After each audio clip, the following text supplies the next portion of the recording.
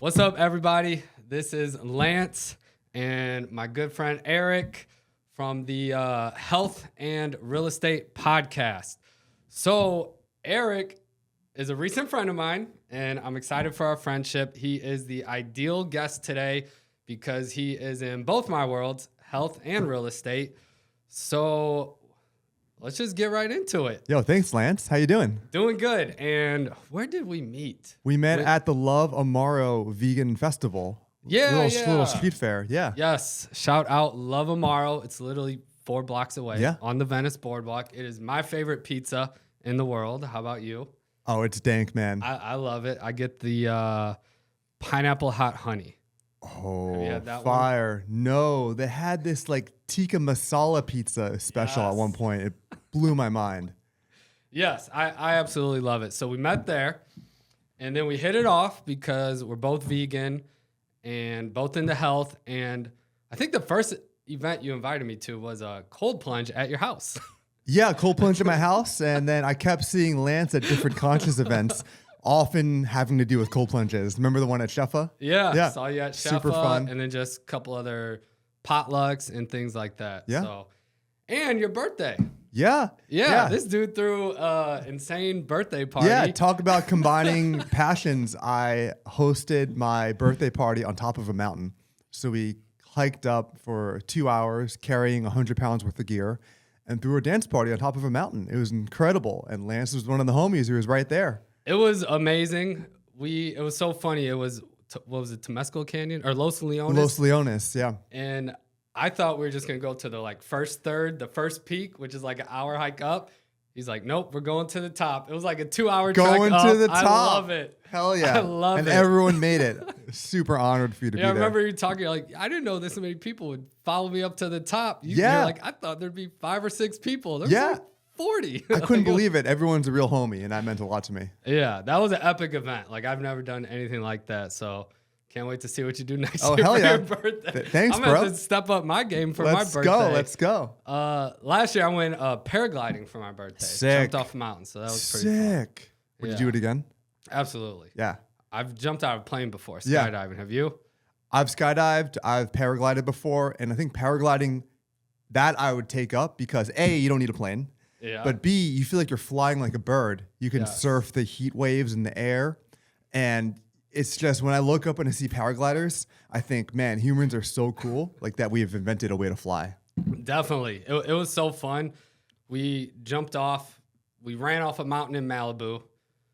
It was about a 15-minute glide. Yeah. And then we landed on the beach. Like, so just sick. Ideal. Yeah. So sick. So my guy, when did you start getting into health? Were you always into health? So I was always into not being healthy. Like if you take like the ideal healthy person, I was like the complete opposite. So basically, I moved to New York after college, and my goal was to just party as hard as possible. I was like, maybe it goes back to being a kid and like not having a lot of friends. And then I discovered dancing and drinking, and I'm like, oh my God, this is the best thing ever. I could like have all these friends and we can party all night and like make all these memories. And like, this is what I'm going to commit my life to, hold down a corporate job, but like just cultivate a rave community. And so it was a lot of junk food, a lot of alcohol and drugs, a lot of nights not sleeping. Mm-hmm. And there was like no healthy habits in my life for 5, 6, 7 years, the whole time I lived in New York. And then that took me, basically, I kept partying harder and harder and harder. That eventually took me to Burning Man, where I went on like a 4-day bender. And by Wednesday, I completely crashed. Mm-hmm. Like I woke up and felt the worst I've ever felt in my entire life.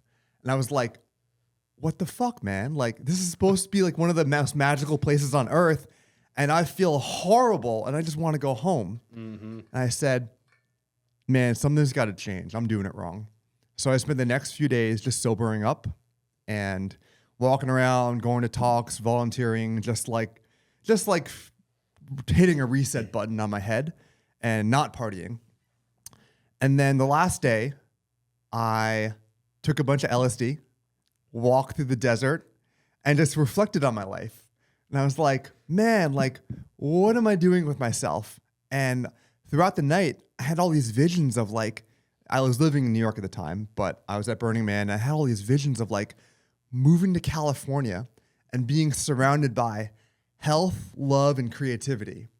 And I realized in that moment, I'm going to turn my life around and commit instead of dancing and partying and sort of like friends from nightlife to building really healthy community and a really healthy mind and body. Mm-hmm. And the year later, packed up all my shit and moved to Venice Beach. And when was this? When did you move here? So that was in 2018, the Burning Man experience. And I moved here in 2019. Wow. Yeah, like basically between 2018 Burning Man to 2019 buying my house in Venice, it was like 6 or 7 months. That's insane. Yeah. I love that. Yeah, thank you. I moved to LA in early 2020. So right after you. Yeah, hell yeah. And I was seeking the same thing, like a health community and veganism and all that. And it was funny. I couldn't have timed it better. I got here mid-February 2020. So I had like 2-3 weeks of LA living until the whole world shut down. So I didn't pick the best timing, but it all worked out. Hell yeah, man. Yes. So you bought a house in Venice shortly after moving to LA. Yes. How did that happen? Okay. So basically my family's in real estate and my grandparents had properties, my dad had properties, and I had the chance to buy some property, and my family was going to invest in me and get me started. And I was looking in New York because I was living in New York, and I was looking at all these properties in New York. I'm like, okay, time to buy an apartment in New York because now it's time. And I look at all these properties, and I'm like, I don't like anything here. I want like a house, and I want to move to California. This is right after the Burning Man experience.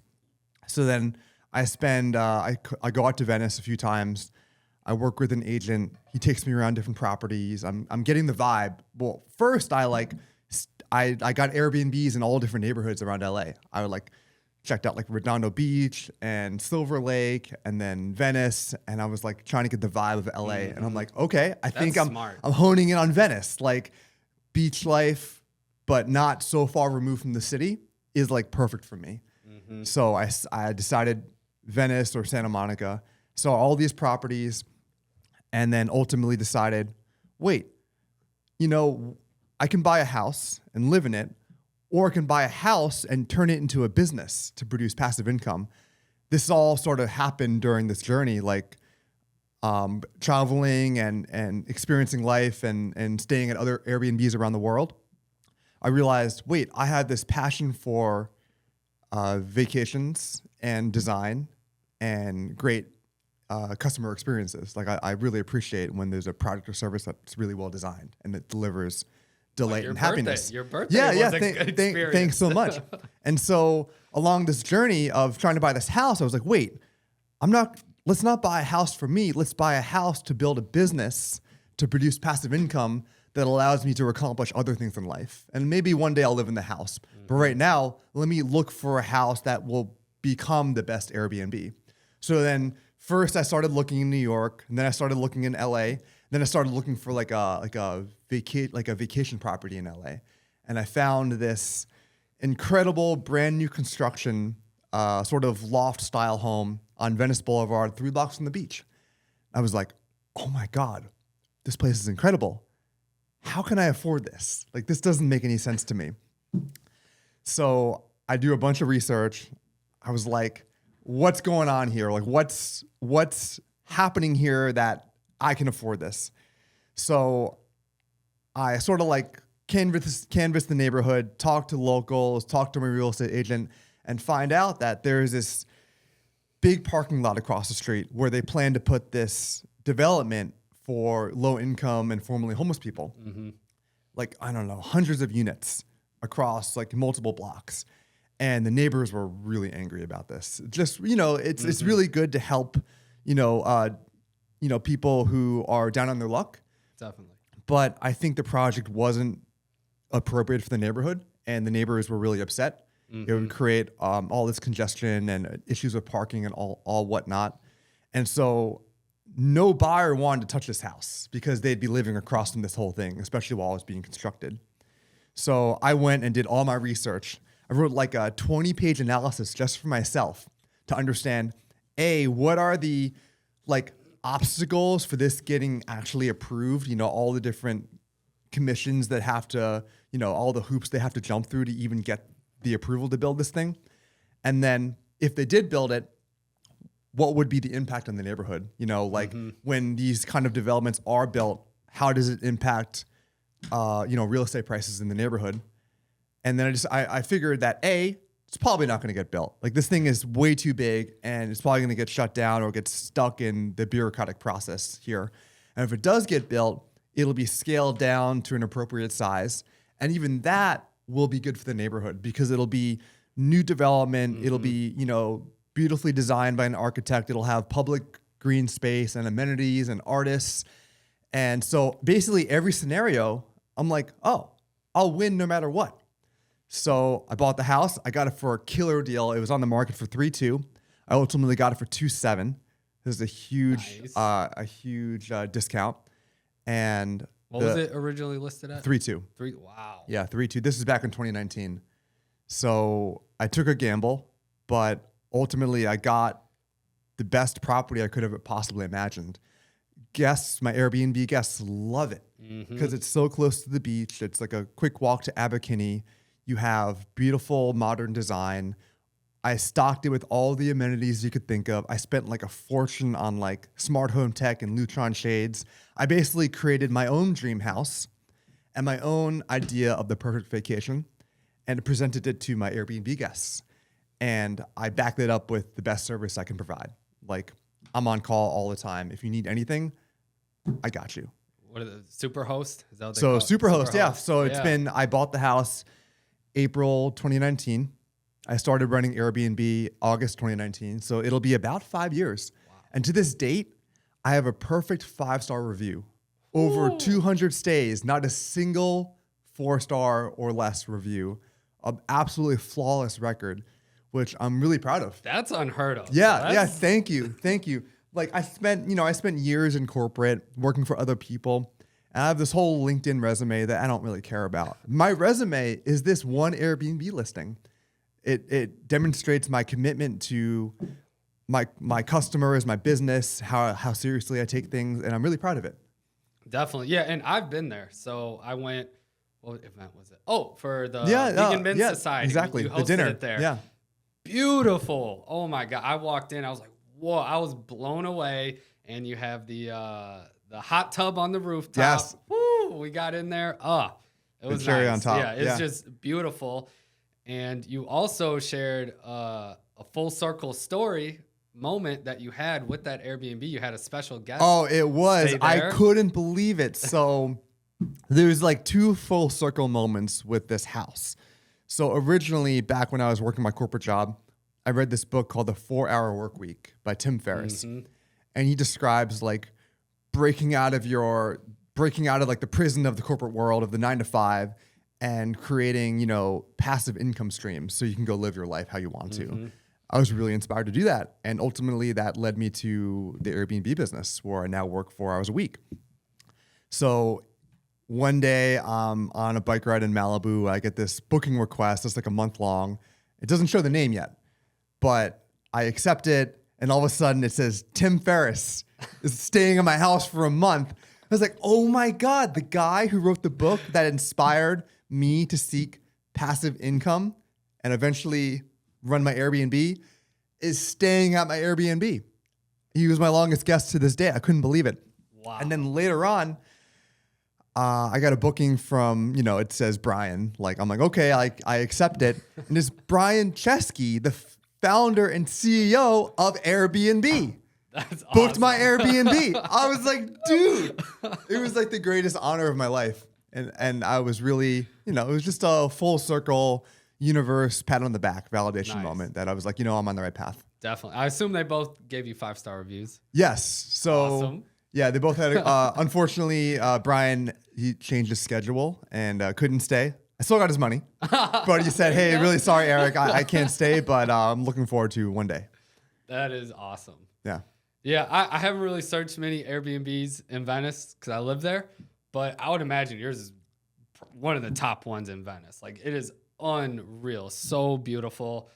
You can see the sunset. You're 2, 3 blocks from the beach. Just absolutely stunning. Yeah, it really has everything you could possibly want.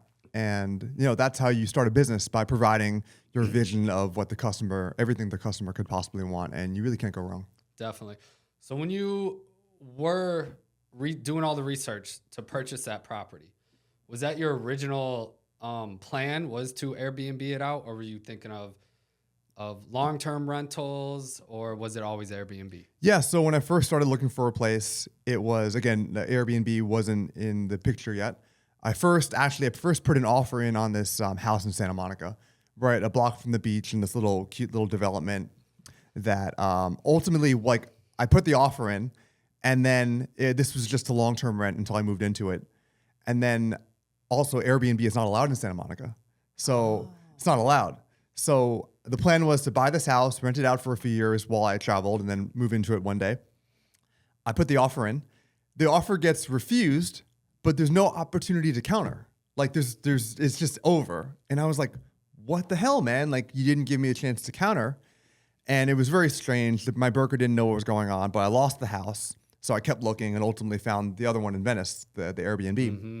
I found out recently that the guy who bought the house, he's the mayor of Santa Monica. Okay. So I guess that's why they just really wanted him to buy the house. And that was it. It was just like, that was it. And I was like, oh, I guess that makes sense. Yeah. So that was kind of cool. To the mayor. Yeah, but ultimately, I'm glad that I lost the house, because even if I bought the house and then had the Airbnb idea, I wouldn't have been allowed to do it, because there's a specific rule against short-term rentals in Santa Monica because it's its own city. Mm-hmm. And Venice is part of Los Angeles, and it's run under the Los Angeles home sharing ordinance. And so I was so glad that the universe pointed me in that direction. It all worked out. Awesome. Nice. So you didn't know that you couldn't Airbnb in Santa Monica while you had the offer out? I didn't. Well, I also wasn't even intending to Airbnb. Oh, okay. And then eventually, it all kind of made sense in my mind to do this. Awesome.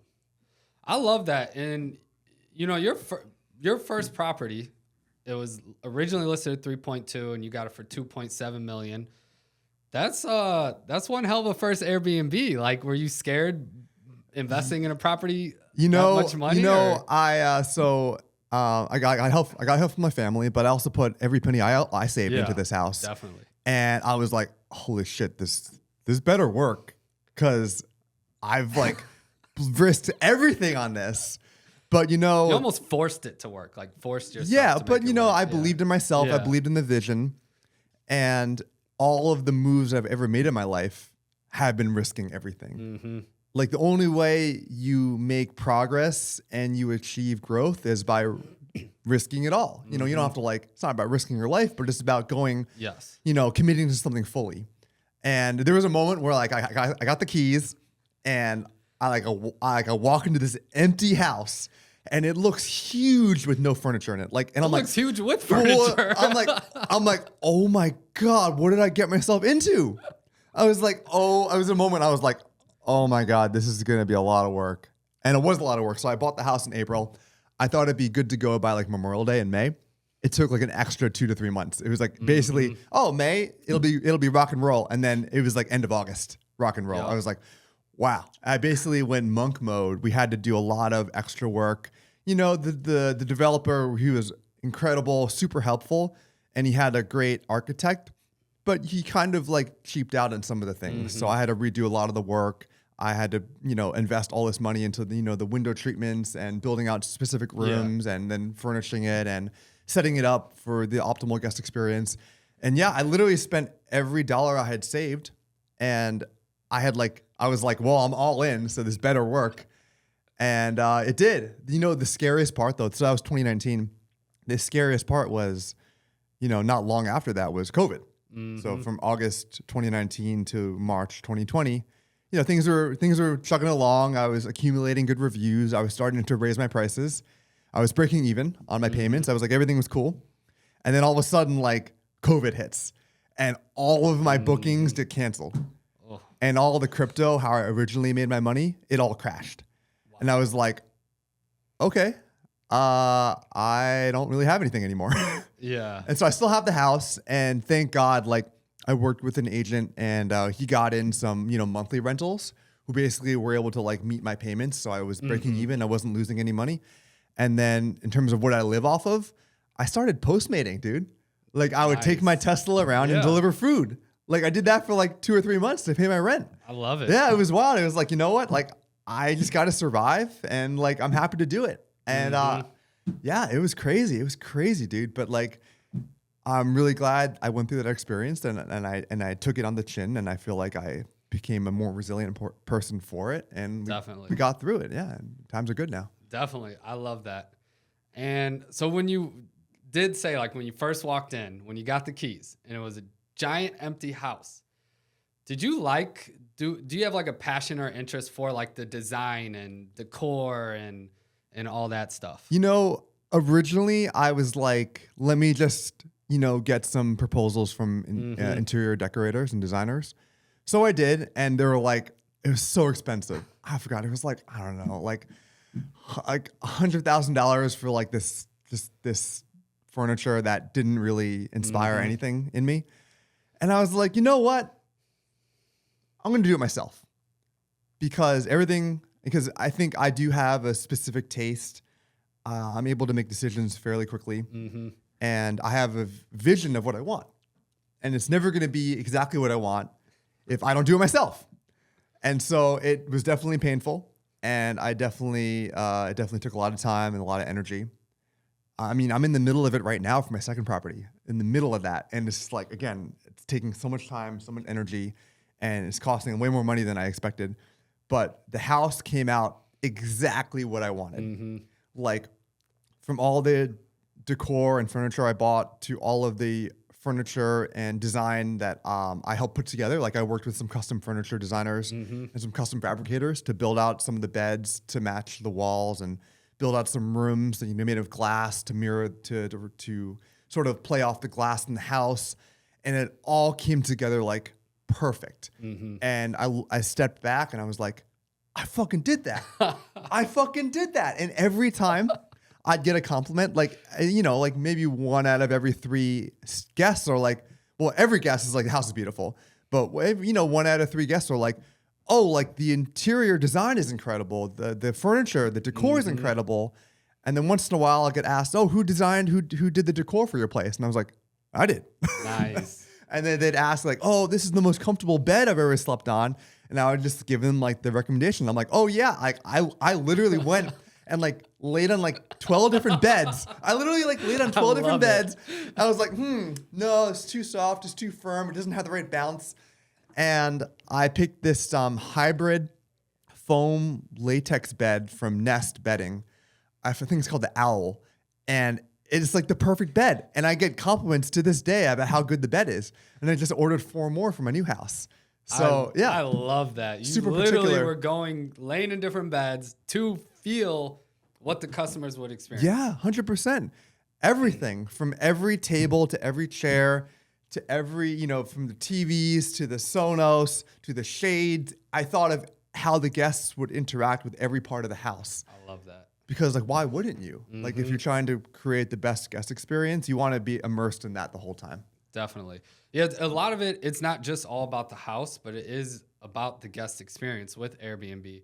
So what are some other ways you kind of improved the guest experience, or how'd you get all those 5-star reviews? Oh, yeah. So, the most important part is having a great house, obviously. The second part is offering great service.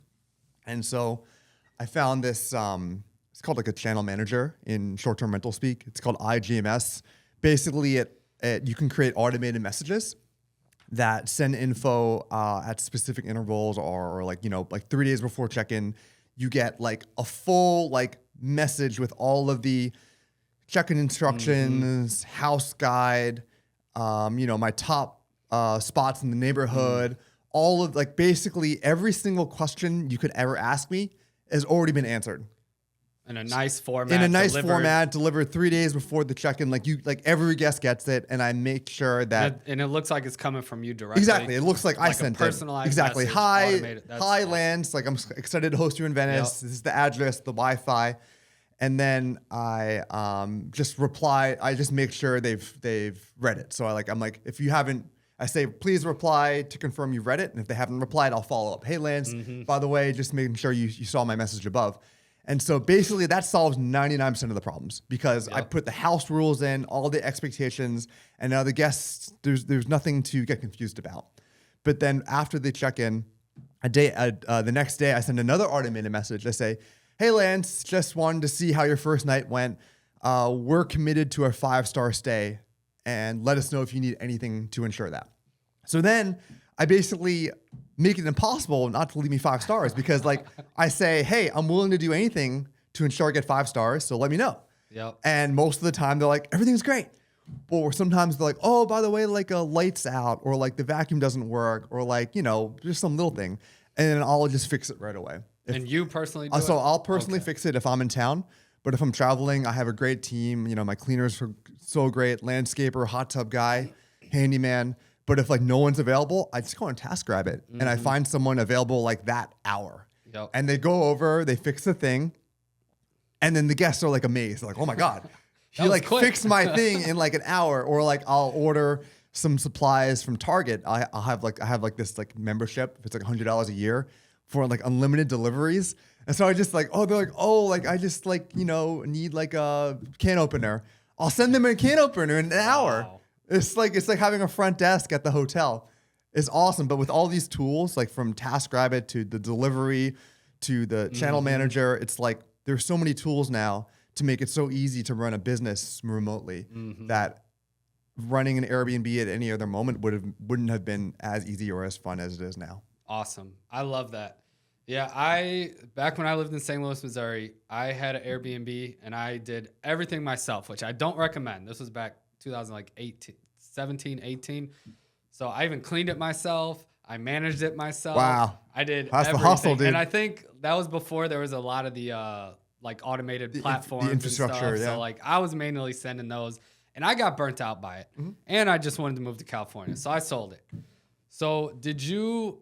in the beginning, did you manage it yourself, clean it yourself, or what all did you actually do? So in the beginning, what did you outsource? yeah, 100%. In the beginning, I hired a property manager because I was well, I don't know how to do this, so let me just learn from someone who does this. Yeah, I was looking into full-time. that. They take a fat cut. So they took 20%, Yeah. which is pretty standard, and that definitely ate my margin. But I was just observing everything they did and all the ways they ensured we got good reviews and made sure the house was maintained and manage the pricing. Oh, the pricing is a whole nother piece.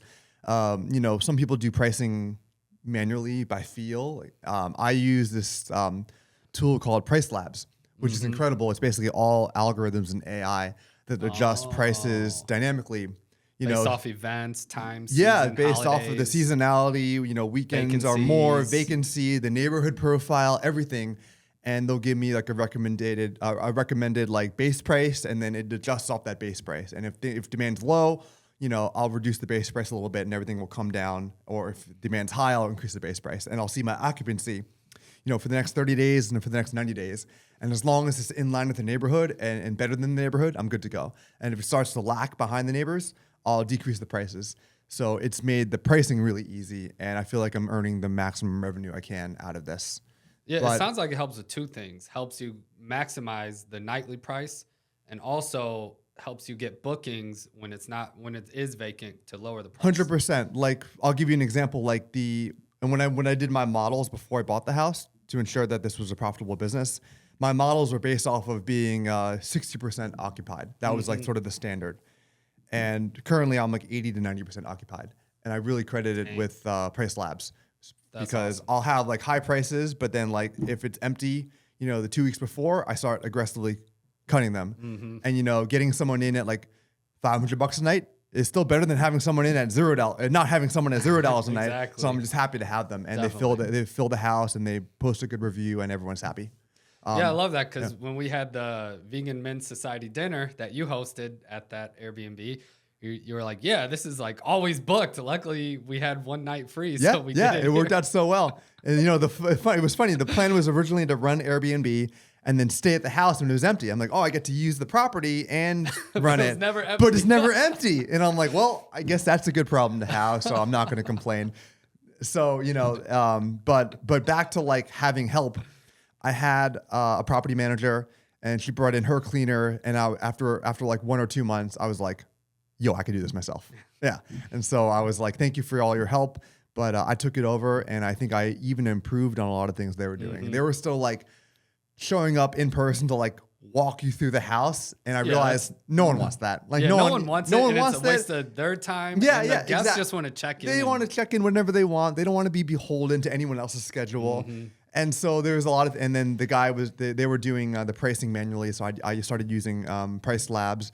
And then I started just, finding my own ways to automate and create a seamless and efficient experience. So awesome. I was like, wait, I could do this better than like someone who does this full time. Yep. It's just being a little observant and just putting the customer first every time. I love that. Yeah, thank you. So you've been doing that Airbnb since 2019. Yeah, August of 2019. Almost 5 years. And then, because you just got a new one. Yeah. That you're currently renovating. So after how long of your current one, like when did you realize like, I want to do this again and repeat and get another one and another one? Yeah. So the business model worked so well for me. And I was like, man, like we should do one more. And my dad was like open to investing in me and wanted to partner with me. We sold some property in New York, 1031 exchanged it into smart something in LA. And again, like I spent like, I don't know, October from 2022 through, probably summer 2023 looking for another place. So almost maybe, 10 months, a year looking. Mm-hmm. I looked all over. So basically I already had the sort of like loft style condo, like condo style house near the beach. And by condo, I mean like one of those homes that are like max out the lot, multiple levels, the sort of like very compact, footprint in like LA, in near the beach, because the real estate is so expensive and the lots are so small. So I already had that vibe. What I wanted now is like a house with like with spread out with a yard. Cause like, like when I first moved to LA and I bought that house, I was a tourist. So I bought a tourist house. But now that I've been a local for a few years, I'm like, I want like a local house. And so I looked all around. I looked all over the place. I was looking by Penmar. I still wanted to be in Venice, by the way, because I'm all in on Venice. I think there's a lot of upside. I think, it's way more affordable still than like Palisades and Santa Monica. Venice still has a lot of upside. Even though it's expensive, I still think there's a lot of potential to see. Definitely. So basically, I look all around. It's basically everything's like east of Lincoln. And then I don't find anything, so I started looking in Mar Vista. And then I'm like, I talked to my agent. I'm like, I don't really want to be this far from the beach. Like, I just want to be able to walk everywhere and ride my bike. And I don't really want to be stuck in a car. This house will be to Airbnb, but it'll also for me to live in one day and, raise a family. So I was like really thinking, I'm like, do I want to be stuck like, and I feel so privileged staying this. Mar Vista is like far. It's not far. It's like if you live in Mar Vista, that's totally cool, man. You can be at the beach in like 5 minutes. But for me, I just was like, I might as well just not compromise. And like, what's my ideal scenario? And I told them, like, my ideal scenario is like west of Lincoln. So I never need to get in my car. They're like, you know what? We're going to find you something west of Lincoln. And so, months go by and like, I'm still searching through Zillow. And then I see a listing. It's for this like ugly ass house. Thing is like so ugly. Like it has this like graveyard fence and it's like painted like puke green. And like, it's like, but the location's amazing. It's a block from Abbot Kinney on Palms Boulevard, right around the corner from Erewhon. And it has a backyard. And it was within my price range. And I was like, whoa, I think this could be it. And Natalie had already, and my partner, my girlfriend already saw it, and she like didn't even look at it because the house was so ugly. And I was like, wait a minute, I think this is it. As long as I'm willing to like invest in renovating it and fixing it up, I think I could transform it into my my dream home, which is a house with a whole yard where I could put a pool and a sauna and host people outdoors and meditate in the lawn and have by the fire pit, have that full house experience, but be walking distance to the beach and all the shops and restaurants and have that real city feel and never have to get in my car. And that's the house I bought. I love it. Yeah. Thank you, man. So the first Airbnb was already completely renovated it. You just did the decor and the final touches. Yeah. For this one, you needed to renovate it. Yes. Have you ever done I have never renovated anything in my life. The most I did was hire, someone to build out the custom furniture and, put some doors in. And I was totally overwhelmed. Like, almost so overwhelmed, I just didn't even do anything for the first few months. And, you really think about it as like a business owner, like the different levels of like discomfort and fear you have to break through. And like, I just wasn't really ready to like break through it yet. And as I was dragging my feet and like, you don't feel good because like the property's not making money. Like you just got to like get this going. And finally I'm like, all right, I'm just going to like figure it out. So first I commissioned like a 3D render of like the yard I want. Like I basically I find this company called Yard Zen, and they do 3D renders of like homes, of like outdoor spaces and like the home exteriors based on what you tell them. So I told them, hey, like, can you render my house? I wanted to paint it black on the front with a wood fence and then like, a pool and a sauna and like a hot tub and like walkways and turf and plants. And they put together this, beautiful design based off of what I wanted. And I went through a few rounds of feedback with them and I came up with like a great plan. And then they recommended a few contractors to me. I was like, perfect. So they vetted and recommended a few contractors that they had, previously sent to their clients. And so I met with like 3 different teams. They all came over to my house. They all pitched me. They all wrote me proposals to do my backyard. And then I had like, I told them, oh, if you could do the backyard, but I also have like some bathrooms to renovate, as well as like, my kitchen and then a garage. And then I got to redo the roof. I need some solar, like basically the whole thing. And it was basically, there was just like one guy who was just like, his eye for design was so good. He was so detail oriented. He got the measuring tape out for the estimate and like really got into the weeds. He had a great sense of like flow and he totally understood what I was going for. And he like was the only one who like built homes from the ground up and he basically had like a few divisions. He had like his division where he builds homes from the ground up, like spec homes to sell. He has a division where he remodels homeowners' homes, and then he has a division where he does like landscaping. And so he knew how to do every single piece of my house. And then I, compared his quote to other vendors and he was competitive. He was passionate. He was young and he seemed energetic. And I was like, this is the guy. His name's Yoel at Think Remodeling. Think THYNK. Awesome. Love this guy. He's like, I joke, he's like my second girlfriend. He calls me more than my girlfriend does. And he basically walks me through all the steps, ensures I'm making all the decisions on time. He helps provide advice on materials to pick and how to like schedule the project. And it's been a really fun, a really, growth experience. We put the pool in, we redid the whole roof. We're about to order like 21 solar panels. We just punched holes in the ceiling. We put the skylights in. We tore up the backyard. We're about to like pour the concrete slabs. We took out the whole kitchen. He's about to install the new kitchen boxes and the cabinets soon. He helped me. He advised me on all the different appliances to order. The last step is to like come up with like my vision for the bathrooms and what I want that to look like. And then I'm sure he'll help me get there. But it was scary, but I'm confident it's going to work out great. That's awesome that you found someone like him to help you with all that, because it is tough finding reliable contractors. So in the beginning, you were kind of acting as like a GC, you were general contracting like the whole thing. Yeah. But then you found him and he's my GC now. Okay. Exactly. That's clutch. So once you have it sounds like you have a really good team around you. Once you have a good team, and like I love being in business with like good people. Yes. I think about my cleaner and about my hot tub guy and my landscaper and my handyman and my GC. They're all like really nice people, like really sweet. Like, and they all really care about their craft. Again, I went through a lot of people. Like I went through a lot of different cleaners and hot tub guys and whatnot. And most don't really care. Yeah. And most they don't really give a shit. And I get it. Like, it's just a job. But when you find someone who really cares as much as I care about what I do, it's so easy to work with them. It's like, you take your job seriously, I take my job seriously, I pay you well, and due to your work, I make good money, and we all win. And so, like, you know, like Yoel, like, he's not the cheapest guy, but like, I feel really good about doing business with him. And I know that my extra investment with him will yield a really, like, the best return possible. So again, this is just like a really good way to do business. And it's just great to be surrounded by like really great people all around you. Definitely. I love that.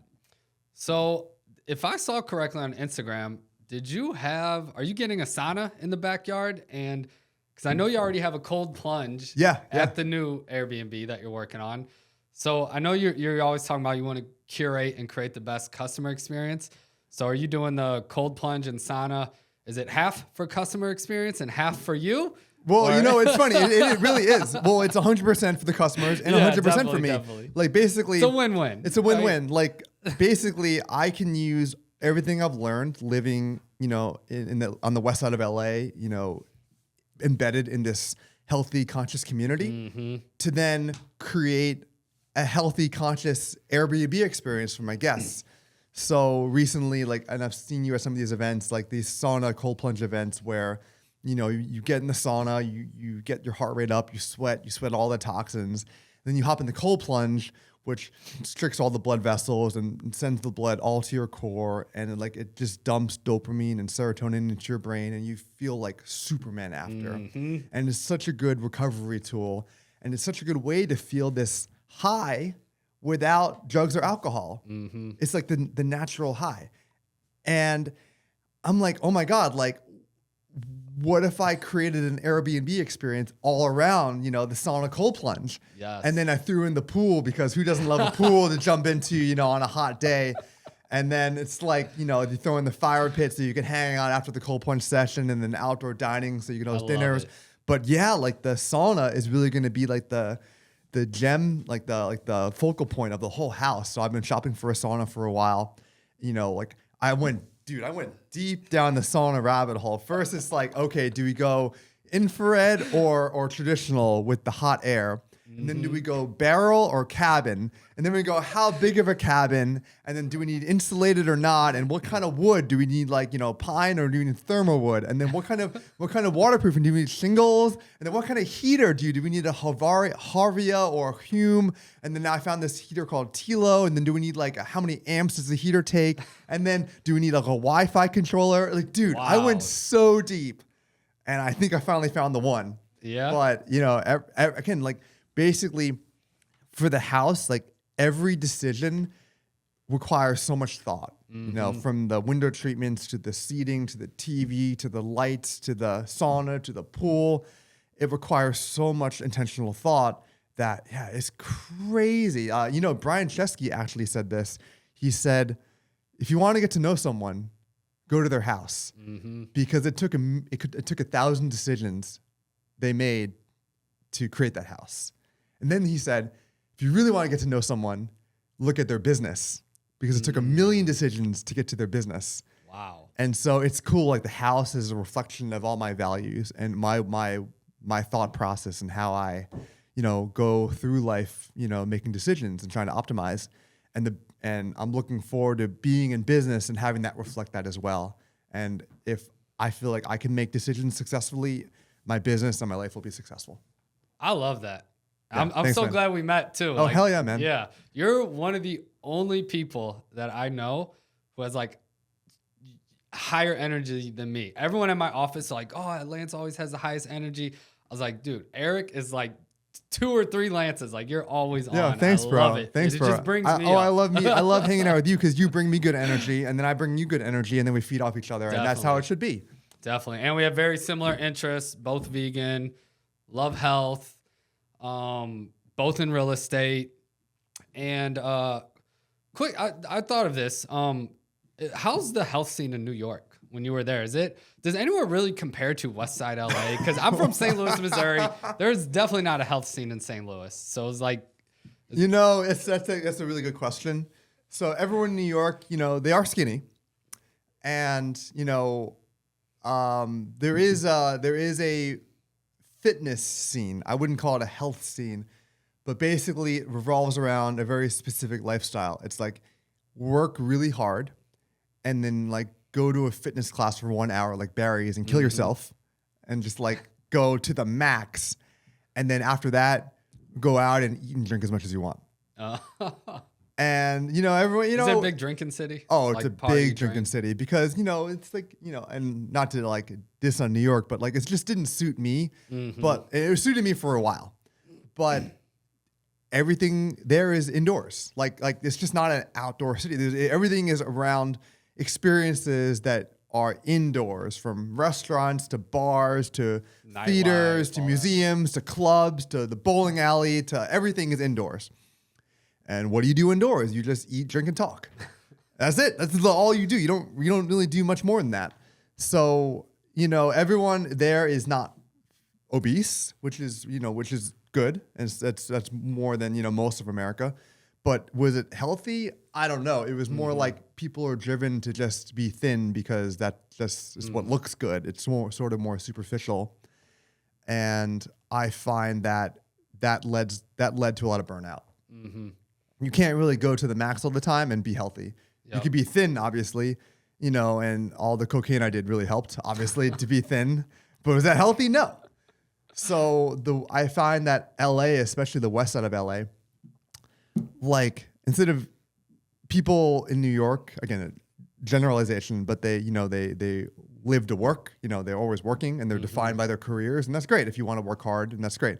But people here in LA, especially the west side of LA, they work to live. Like they're really here to live, and their lifestyle is what matters the most. And being healthy from like a real health, like you're sleeping well, you're eating nutritious, you have time to de-stress, you actually exercise. Like you're not exercising in a gym always. You're out surfing or running on the boardwalk or hiking or doing something, or riding your bike, just something outdoors, getting fresh air and sunshine, which is a critical part of health. And then there's such a focus on community. Yes. So, you know, everyone knows having friends is fun, but now the science, you know, confirms that having community, like healthy, positive relationships, is a critical part of longevity in living a long and fruitful life. Like you need to sleep, you need to eat healthy, you need to move and exercise, and you need to have a really robust community.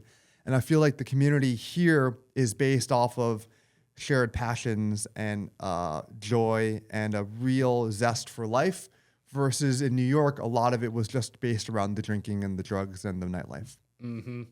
Yeah, I've experienced that here too. Like it is just such a healthy, fun community. And I quit drinking 3.5 years ago. I used to drink way too much in college and mid to late 20s. And I know you also quit drinking too. I did. You know, there's so many layers to my health journey, but you know, I gave up. I like had that, you know, that sort of breakthrough moment at Burning Man. I got back to New York, and I went cold turkey. I like stopped drinking and going out altogether. I started going to the gym, and at the gym, I had time to listen to podcasts. Started listening to like, you know, Rich Roll, and I listened to the David Goggins book. And ultimately that led me down my vegan journey. Like I listened to the David Goggins book, and I was like, you know what? Fuck this. I'm going to sign up for an ultra marathon. Like Goggins, stay hard, baby. I started training for the ultra.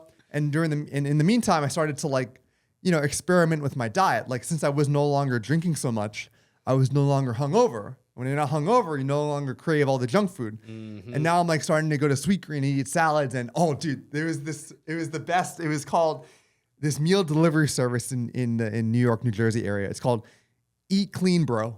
It was so good. It was so good. So I'd get Eat Clean Bro meals delivered to me. And, you know, most of them had meat, but then they'd send me, you know, meals without meat sometimes. And I'd eat them and I'd be like, oh, wow, I feel great, you know, without, you know, the chicken on top. And I started feeling this sense of lightness, and the lightness helped me run faster and run further. And I just would like hop out of bed in the morning with energy. And so over time, I started to cut out more and more meat. And then for the month, and so basically like it's a month before the ultra marathon, and it also happens to be my girlfriend's birthday. So like I take my girlfriend out to Peter Luger's Steakhouse. Do you know this? It's like over 100 years old, like some of the best steak in New York. It's like a Brooklyn institution. So I take her out for like this fancy steak dinner. I eat the steak. I feel fucking horrible. And I was like, you know what? Let me give This meat. is like considered one of the best steaks. Yeah, it's like one of the best steaks in the country. I eat this steak. It's like, it's okay. Like I was okay. It was like, wasn't like mind blowing, and I feel horrible after. And you know what? I'm like, let me just give up meat for a month. I'll give up meat for a month before the ultra marathon. And I don't eat meat for a month. I run my race, and I was like, I feel fucking phenomenal. I feel amazing. I was like, I feel light. I feel clear-headed. I have more energy. Like, I'm just gonna keep not eating meat. I already gave up dairy, before. I learned that, and no one tells you this, but dairy is, inflammatory, especially to Asians, because Asians didn't have cows. Like, so we don't have any of the adaptation to process the dairy. Like, basically everyone is somewhat lactose intolerant. Even if you can tolerate it, you're still putting your gut through a lot of inflammation. So it's really not necessary. But especially for Chinese people, like I'm ethnically Chinese, and I don't have any of the enzymes to process dairy. And so I'd get bloated, I'd break out, and I'd be like, oh, I don't know why. Like, I've ate dairy my whole life. Like, drank glasses of milk and ate bagels and cream cheese and pizza. It's like obvious, like everyone just eats dairy. And I cut out dairy, and I was like, oh my God, that was like my first like nutrition breakthrough. I was like, wait, what else am I doing that I'm like ruining myself with? So I cut out dairy, then I cut out meat, and all of a sudden I'm full vegan, and I'm like feeling great. And then, you watch a few documentaries, like, Cowspiracy and all this, and you're like, you see all the just the unnecessary cruelty and all the unspeakable things they do to animals, and you're like, and I'm just like, fuck it, I'm done.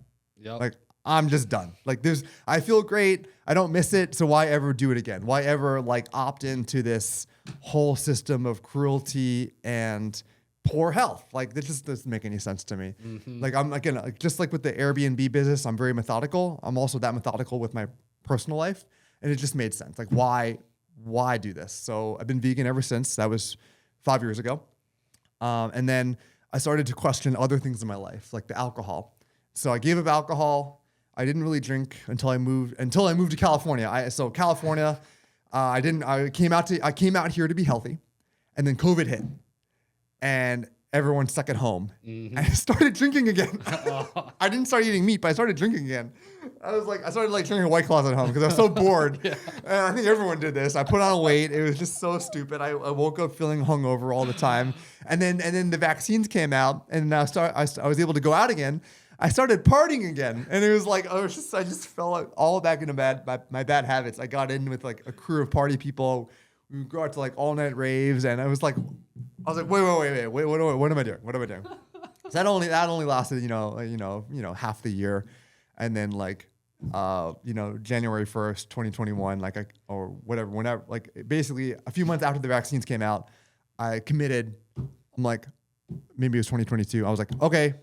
No more. I'm clean. I'm clean again. I'm clean. Nice. So I took drinking very seriously. I didn't really drink a lot, and then a year went by, and I'm in Bali, and I'm here for like a co-working wellness retreat. I'm here for like a month, and I don't do any drinking. And then I have it's like the last night I had like a beer, and I'm like, oh, I didn't really need this to have fun. I've been having fun in Bali the whole time. Like, I was like meeting people. I was going out dancing. I was just like surfing, I was doing yoga. It was like, honestly, Bali was like one of my first real immersive wellness experiences, and alcohol wasn't a part of that, like eating great fresh vegan food. And so after Bali, I spent some time in Australia. We go see Fisher, the DJ. I don't even know if you know him, but he's like this crazy, awesome, like tech house DJ, brings great energy. But like, I drank like 2 hard seltzers, and I'm like, I didn't need that. I didn't need the alcohol. That was in November 2022. I haven't had a drink since. I just gave it up. Nice. I just totally gave it up. So it's been, I don't know, a year and a half or a little more than that. And I feel phenomenal. Like, basically, I learned that alcohol is a depressant, and it numbs your nervous system. It depresses your nervous system, which, is helpful if you need to depress your nervous system. Like, you say you're worried about something, or you're stressed out, or like, you're like, you have anxiety or something. I get it. Like, alcohol plays its part.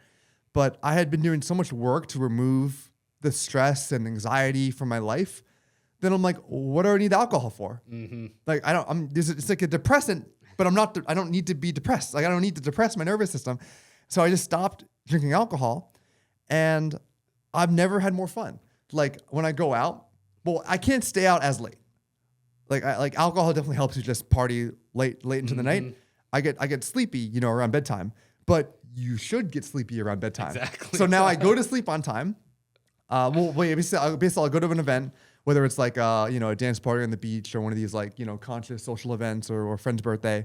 You bring your non-alcoholic beer or your seltzers, like your just LaCroix or something. And like, you just get high off the conversation, off other people's energy, because your nervous system is now sober, and now it could actually sense other people's energy with clarity and precision, and you could have deeper conversations, and you actually remember everything you said, and those relationships actually turn into something because you're present. And with the alcohol, you're not really present. It's easier to talk, but the talking doesn't lead to as much, I've noticed. So basically, ever since I gave up alcohol, I've noticed the quality and the number of friendships I have just blossomed. And I'm making such great connections, like you, Lance. Like, I met you during my sober phase, and like, you're like one of the greatest people I've met during this time, and like, no one else I've ever met before had really compared to the kind of people I'm meeting now. And I credit being, not drinking alcohol a lot to that. But the cool part is, everyone else I'm meeting also doesn't really drink alcohol. So there's no tension. There's no hey, what's up? I'm Eric. And like, oh, sorry, I don't really go to bars. No one invites me to bars. It's so funny. I went to this bachelor party in May recently, my best friend from college. And we all met up in Austin. We all went to a bar, and my buddy's like, oh, dude, like, what do you drink when you're at bars now if you don't drink? And I was like, I don't go to bars anymore. Right? I was like, wow. Well, I don't go to bars anymore. I go to like yoga class, and I go to like group bike rides, and I go on hikes, and I meet up to surf, and I do all these cool conscious events that like alcohol is not even a part of it. And it's just it was like a cool moment where I'm like, wow, I'm so far out of this world that like I don't even think about it anymore, and it's so cool. Definitely. I don't miss alcohol at all. And friends, every now and then, they'll still invite me to bars. I was like, no, it's not really my scene. They're like, you don't have to drink, it'll still be fun. I'm just like, it's just not my vibe. Like, I don't want to be around a bunch of drunk people. 100%. That's just not the vibe. Yeah. I don't want to be inside a bar. Like, I'd rather be outside, hiking the beach, wake up refreshed, like all that. Yeah. So 100%. totally relate with that. Yeah, hell yeah, man. Yeah. Well, cool, man. You got anything else you want to share? Yeah, I mean, like, just recently, I'll make this quick, but my misogi for the year. So are you familiar with the term misogi? I think so. It's like where you combine your passion, what you're good at, what the world needs. Well, that's ikigai. Oh, okay. That's another great Japanese word. Another great Japanese word is kaizen, which is the Japanese term for continuous improvement. Okay. So there's a lot of great Japanese words. But misogi, it was like this samurai tradition where these warriors would stand under like icy cold waterfalls, and it would like cleanse them, and it put them through like all this massive amounts of discomfort, and they'd come out like stronger people with more clarity. And so this I guess influencer I follow, Jesse Itzler, he's like a serial entrepreneur and motivational speaker. He's really pushing this term misogi. It's like basically one thing you do every year that is so difficult and so hard that pushes you out of your comfort zone. But if you can complete it, or if you even try it, it makes you a stronger, better person. So my misogi next week for the year, I'm doing it next week. I'm going to Utah to run the hardest 50K ultra marathon in the country. So it's called the Speed Goat 50K. It's at the Snowbird Ski Resort, which Snowbird's cool because it was the first ski resort I ever went to. My dad took me there when I was like 12. It was my first exposure to like the West Coast. Like we went to this incredible like huge mountains, and it was like incredible powder and awesome vibes, and like I fell in love with like going to the West Coast and like the mountain life after that. After that, we went to Colorado and Utah all the time, and I eventually started skiing on my own, and that led me, that was one of the reasons I moved to the West Coast, to be around those mountains. Yep. So going back there, and now I'm going to run up that mountain on my 2 feet, one of the steepest ski resorts in the country. I'm going to run up it, down the other side, run back up the other side and down. It's going to be like a great full circle moment where I like fully realize my potential as like someone who loves the mountains in the West and just like all the opportunity and challenge that this place has to offer. But just like the progression of running, like first I started with like running 5Ks, like my knees hurt, like everything hurt. I was like, oh, this sucks. And then I started like to train for the ultra marathons, but even then I would just like brute force it. Like, you know, I love Goggins. He's just like, just fucking stay hard and go for it. But I was just doing it all wrong. I was like running in the wrong shoes. I was like getting overuse injuries. And then like I discovered like the barefoot running sort of world where like instead of running in big, thick shoes, you run in like sort of minimal shoes, which help you encourage like good technique where instead of striking the ground with your heel and sending all that impact to your knee, you strike it with your forefoot and you absorb the impact and you don't have any knee pain. So I discovered that. And then I discovered like, you know, different like, you know, nutrition, like, you know, different electrolytes to drink and carbs and fuels. And basically I'm putting together all these pieces and meanwhile I'm building my fitness. I finally hired a coach to help me structure my training. And then the past few weeks, I'm running faster than ever before. I'm feeling stronger. I'm covering more ground. I feel amazing. And I'm like, wait, oh my God, I'm putting the pieces together. And I'm really excited for this ultra marathon to like see how far I've come and to take everything I've learned and all the progression and all the effort I've accumulated and apply it to this challenge, this Misogi. So it was just a great analogy for like make big goals for yourself. And, you know, be willing to like, you know, eat shit along the way and like, you know, like hurt your knees and like not knowing what you're doing, but then like really dive into all the details from all the different tools you can use, talking to all the different experts, you know, going down the rabbit hole on podcasts and YouTube videos and research. And like, there's a world of information out there that you really can master anything if you put your mind to it. So that was just a cool thing that's on my mind right now that I've been training for the past few months. And that's next week, next Saturday. Yeah. Well, I'm a little scared. Man. It's going to hurt. Exciting. Yeah. It's going to be terrifying like, at the same time. It's going to be like 10 hours of pain. But hey, man, like everything good that happens in life comes through discomfort. Definitely. So I'm Absolutely. psyched. Yeah. I love that. I also want to do a quick shout out with you and your girlfriend, Natalie, how you created, like, you DJ and she does the violin. Oh, like, yeah, tell us about that, because that was insane. I've never seen anything like that. And you performed on the top of the mountain for your birthday. Yeah. Like, that was amazing. That was one of the coolest experiences I've had. Thanks, man. And you said you just kind of, like, stumbled into it, and now you're, like, doing shows for friends. Yeah, well, like, again, back in my party days, like in New York, one of the ways I cultivated, like, that party energy was I would DJ. Like I would, you know, DJ at my apartment, then I would DJ at bars, and I got invited to DJ some clubs, and I DJed at Yacht Week, and basically I put together like a set of like bangers. Like basically I'd be out and be like, you know what, the music here sucks. Like I could do better.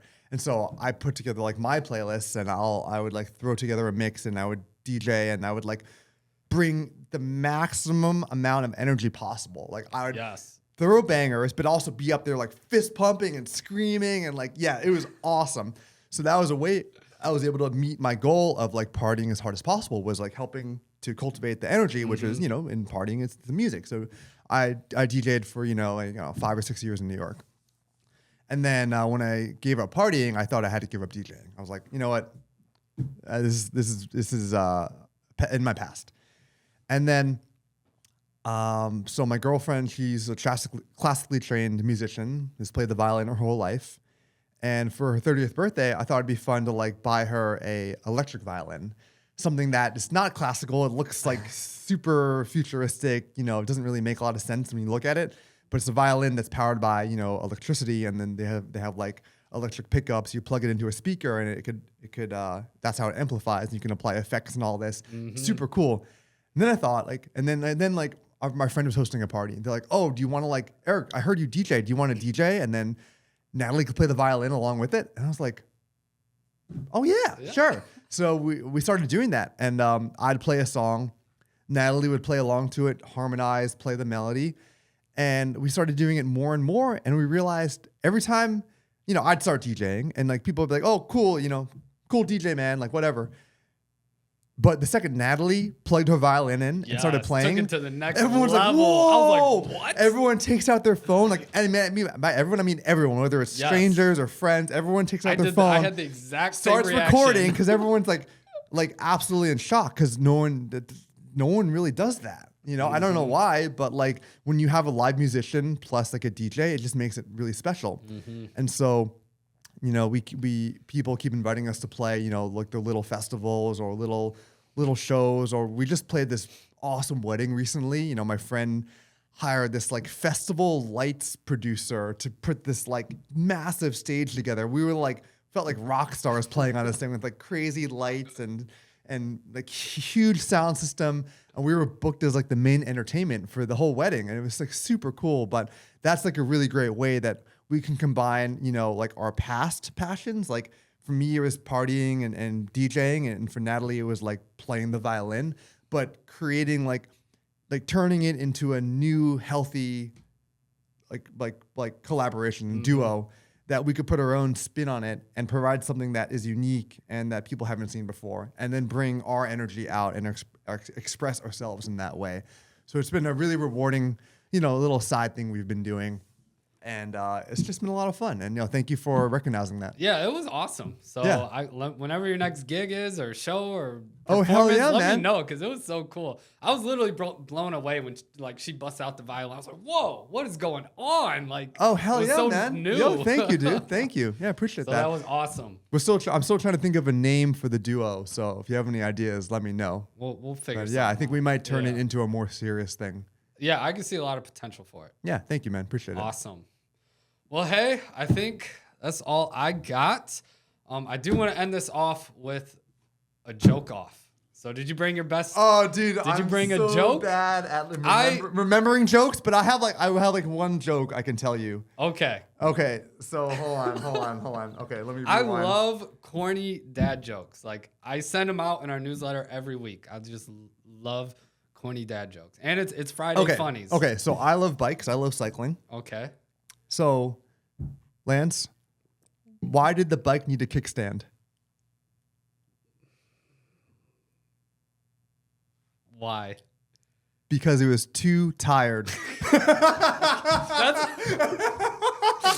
That's my type of. Nice. I love that. Those are perfect corny dad jokes. Epic. Like, Thank you. That's right up my alley. Okay, hit me. All right. So, what prize did the inventor of the knock knock joke receive? What prize did the inventor of the knock knock joke receive? The Nobel Peace Prize. The Nobel Prize. You got it. That was good. The Nobel. I was like, wait. The Nobel let me think. Prize. The Nobel Prize. Okay, I got it. Hell yeah, That was man. good. Thank you, dude. Thank you. Heck yeah. Thank you. All right. Well, I appreciate just it. wanted to end it with a joke. That's Hell yeah, I love that. How could people follow you or learn more about you? Oh yeah, I'm on Instagram at eluke, ELUKE. Awesome. Easy as that. Follow him. He's always doing some fun adventure and hell yeah, man. Thanks, man. Appreciate it, Lance. Awesome. Thanks for having me over. Dude. Hell yeah. This was fun. Hell yeah, dude. That was sick. First That was podcast. awesome, I dude. appreciate that. Yeah. Dude, time flew too. It was an hour, a little over an hour. Yeah. 1, 2,